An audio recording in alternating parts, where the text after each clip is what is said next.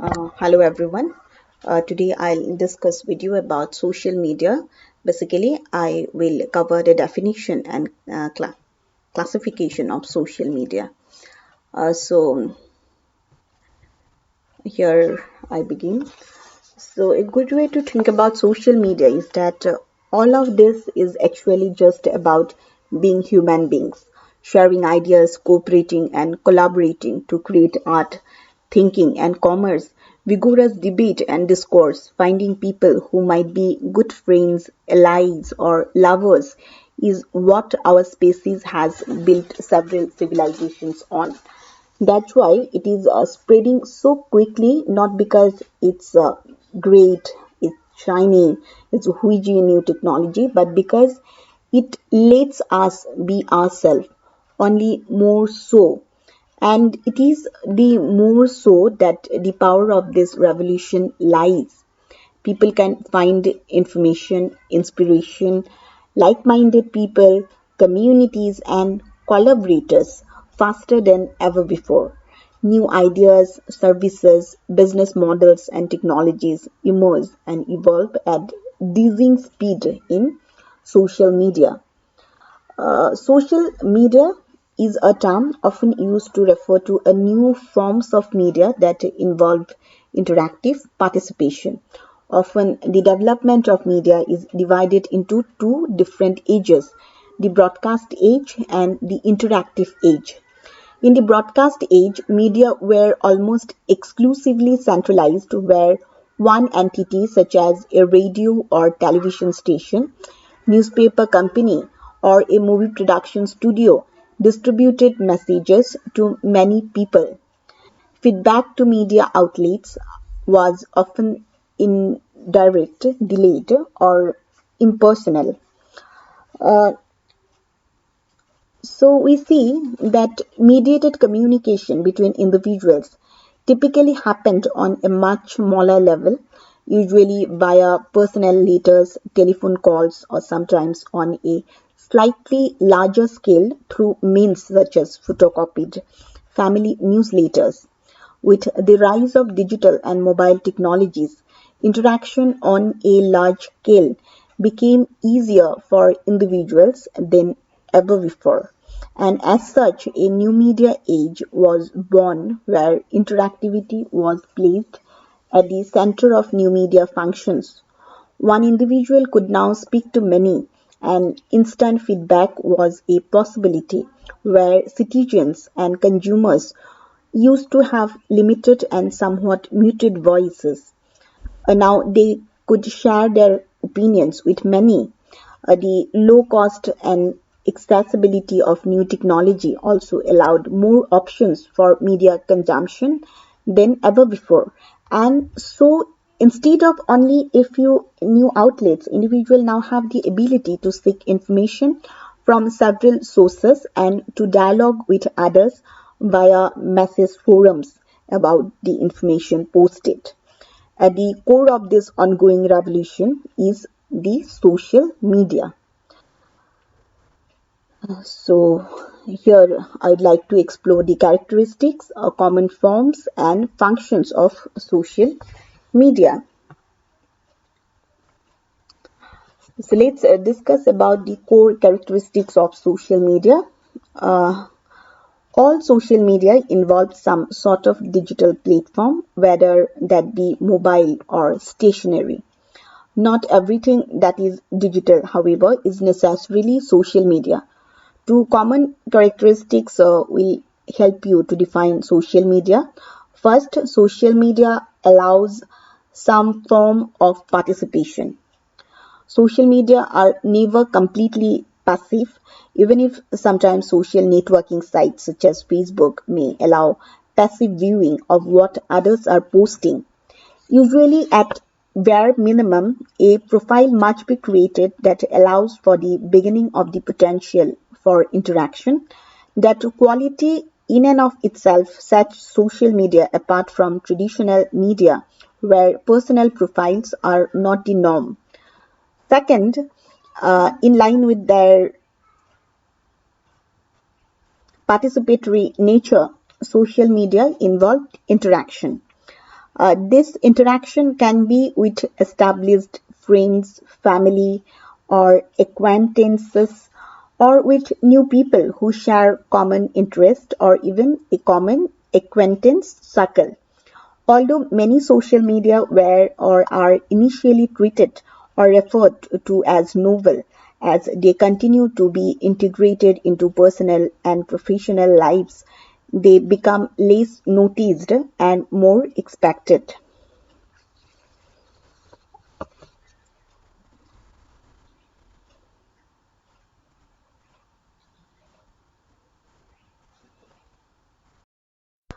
Social media also have different functions. First, they allow people to do identity work. When an individual puts who he or she is into a profile, it requires some kind of reflection. As individuals see reaction to their online social presence, they will consider themselves in new light and notice that online interaction allows them to feel more open about thoughts, opinions, and inquiries, both for better and for worse. Secondly, social media allows people to tend to their relationships in different ways. Even if a popular discourse often demonizes outlets such as Facebook or Twitter as narcissistic and shallow, some research shows that they allow people who may not otherwise be able to connect to outlet to interact. People also report meeting some of their best friends and even spouses through computer mediated communication platforms. Uh, Third, social media allow people to perform work functions. Sometimes the social media is their work, such as a popular blog or someone with a large social network circle being hired to promote events. Other times, people interact with the work colleagues via social media sites or especially with emails, take care of the most of their work communication using social media outlet. Fourth, social media allow for people to seek information or share ideas. This information can range from political campaign to local issues to disaster relief to where is a good place to buy plus uh, good place to buy clothing. Then we see that often in line with information sharing, people can also offer opinions or consider the opinions of others through social media. Finally, individual can find entertainment through such sites.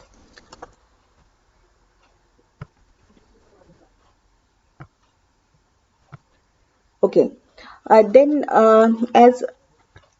this overview of common forms of social media demonstrate, some are used primarily for recreation or personal connections, others for work or professional reasons, but most allow leeway for both. We have emails, probably the most common form of social media used in everyday life is email, which is the sort for electronic mail, involves users logging into an account in order to send and receive messages to other users. Anyone who sends or receives an email must have an account. Many options for free email accounts are available via the World Wide Web, but many times internet service providers will also offer free email accounts with service packages, or employers will offer email addresses to their employees. Most workplaces have strict rules about how email accounts can be used, although many organizations report that they have no specific email training. Those who work for public organizations, including politicians, professors at state universities, and administrators and assistants for government offices, are often subject to open records and laws that will allow interested people or organizations to request any emails sent or received to a government funded email account or an email account used to conduct government business. Um, Use of email actually predates the internet, with some organizations having the ability to send messages electronically within a local computing network. As the internet rose to prominence, sending messages across different servers also became a possibility.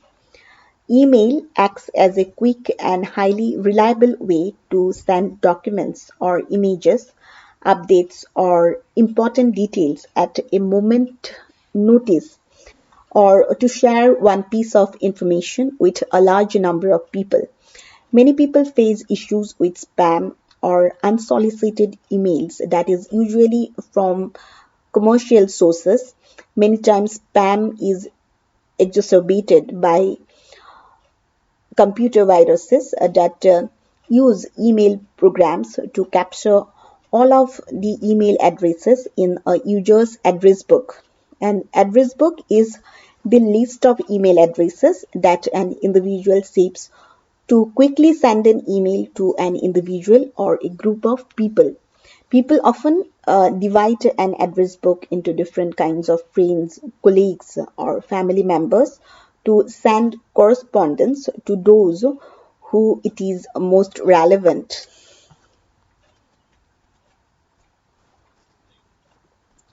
Then we have texter.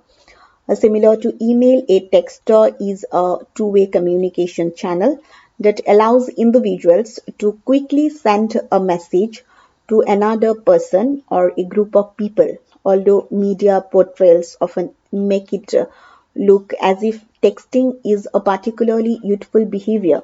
People of all ages have adapted to texting. Still, younger individuals tend to text more often and usually do so at a faster speed. As texting technology has improved, it is easier to text photos or to copy and paste links into texters in order to share them with others. So texters often make use of emoticons, the use of keyboard characters to make pictures, um, and that is also very common with email. Texter are derived from chatters or computer program that make use of internet to allow people to quickly talk back and forth via text characters. Although the use of texting is often highly convenient and allows many benefits, particular attention has been paid to texting behavior that has led to problems. First one is texting while driving. Second one is sacting. It is estimated that taxing while driving makes a car crash more likely. Sacting is mostly harmful when adolescent children share pictures that are later redistributed to others by the receivers. In some cases, those forwarding pictures of people under the age of 18 have been charged with child pornography. Despite these problematic potentials, many adults report that sexting is a satisfying alternative to sexual interaction when they are away from their partners. Then there is blog. The word blog is also derived from the word weblog. A blog is a web page when an individual or group wants to share some information or ideas with a large group of people. This internet technology can provide a platform. It is not uncommon for a person to start a blog and then never update it again. Some of the most successful blogs are updated on a regular basis. So the following of the blog can know when to expect new entries. Blog also covers a wide range of topics, including political issues of all kinds. The common features to blog is a feedback forum where After reading an entry, people can interact with both the blog author and others who have commented. Many traditional media outlets have adopted blog-like features online in order to entice readers to continue sticking with their news and entertainment offerings. For example, many newspaper stories end with the opportunity for readers to share their thoughts or comments about a current issue. And these news stories, especially when about hot or particularly partisan political issues, can lead to serious debates. Because of the contentious nature, many blogs and news outlets find it is not uncommon for a user to be required to register in order to participate. Then there is message boards. It is not uncommon for fans of television program or other popular entertainment to frequent message boards that allow users to post messages that talk about certain defined subject. Message boards also prove popular with people seeking social support or advice, whether that is wounded warriors trying to make sense of their life after war, or someone facing breast cancer who wants to talk to someone else who has been through the experience. Advice is also offered through review sites such as Yelp that allow users to rate businesses such as restaurant, etc. And we have also connection site. Online dating is another form of social media. Users approach online dating sites, some that require paid membership and others that are free of charge, and create a profile that tells why they are and what they seek in a relationship. Some may be very skeptical about how honest some are about the information displayed in an online profile, but research shows that people are generally honest. uh, the stigma placed upon online dating sites has continued to diminish as more people continue to use them in order to meet dating partners. In addition to dating, others may use connection sites to find friends and activity partners. For example, the connection site Meetup allows users to find activity groups like book clubs or hobby circles. Users enter a profile and then they can even send messages to meetup group leaders in order to learn more about the activity or see if they would make a good fit for the group. Then social networking sites, all of you know about this. Facebook and other social networking sites are almost ubiquitous features in contemporary culture. Even those who choose not to create an online profile and participate will often hear from uh, others, and you see that information gained from such social platform is also quite significant.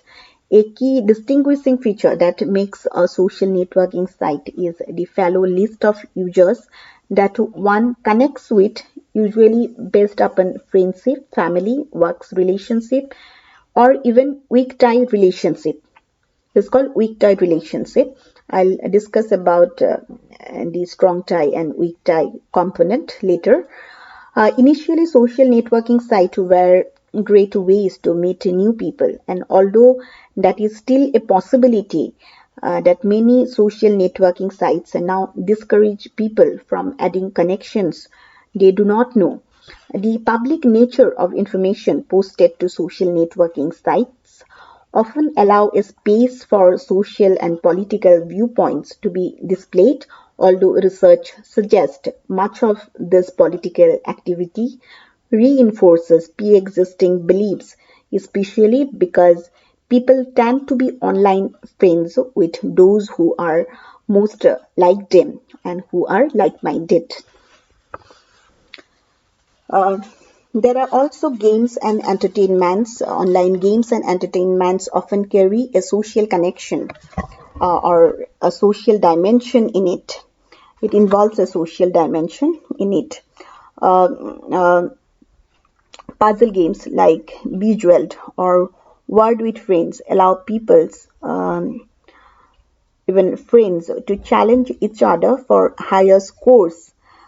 Then stands gifts that will allow for advanced gameplay or even collaborate to beat a game together. Other games such as Farmville carry social dimension where people can build virtual farm, town or business and fellow players can patronize or lend a helping hand to each other. Many times these games will automatically send requests to others to join in, much to the charging of those receiving such requests. It is becoming more common that these games will allow for some kind of chat or interaction to accompany each move. There are also various apps, uh, a sort of mobile applications. Apps are not only social media oriented, but many times people can connect through apps via another form of social media, typically Facebook.